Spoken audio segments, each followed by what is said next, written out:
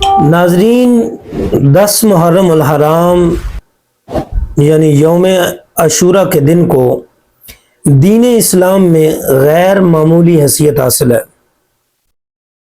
چنانچہ نبی پاک صلی اللہ تعالی علیہ وآلہ وسلم نے خود اس دن روزہ رکھا اور صحابہ اکرام رضوان اللہ علیہم اجمعین کو بھی اس دن روزہ رکھنے کا حکم ارشاد فرمایا۔ بلکہ اسلام سے قبل بھی لوگ اس دن کا ادب و احترام کرتے اور اس دن روزہ رکھا کرتے تھے۔ ہمیں بھی چاہیے کہ عاشورہ کا روزہ رکھیں، 10 محرم الحرام خوب عبادت کریں۔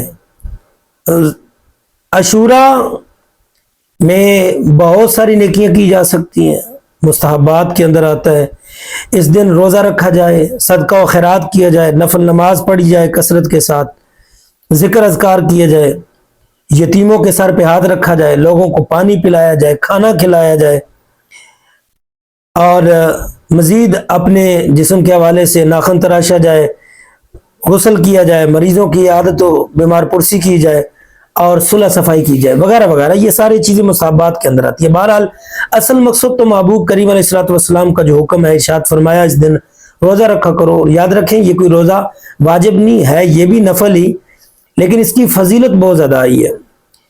چنانچہ اس قدر محبت کے ساتھ کہ صحابہ کرام رضوان اللہ علیہم اجمعین نے عرض کیا آقا اس دن یہودی بھی روزہ رکھتے ہیں، تو حضور نے ارشاد فرمایا کیوں؟ حالانکہ حضور کو پتہ تھا، تو عرض کیا آقا وہ یہ کہتے ہیں کہ اس دن موسیٰ علیہ السلام کی پیدائش ہوئی تو ہم اس خوشی میں اللہ کا شکر ادا کرتے ہیں۔ تو حضور نے ارشاد فرمایا ہمارا موسیٰ علیہ السلام پر زیادہ حق ہے، لہذا ہم آئندہ اگلے سال نامی یا 11ویں محرم کا روزہ بھی ساتھ ملائیں گے۔ تو چاہیے یہ کہ 9 اور 10 محرم یا 10 اور 11 محرم کے 2 روزے رکھے جائیں، انتہائی ثواب کا حامل ہے۔ اللہ تعالیٰ عمل کی توفیق عطا فرمائے۔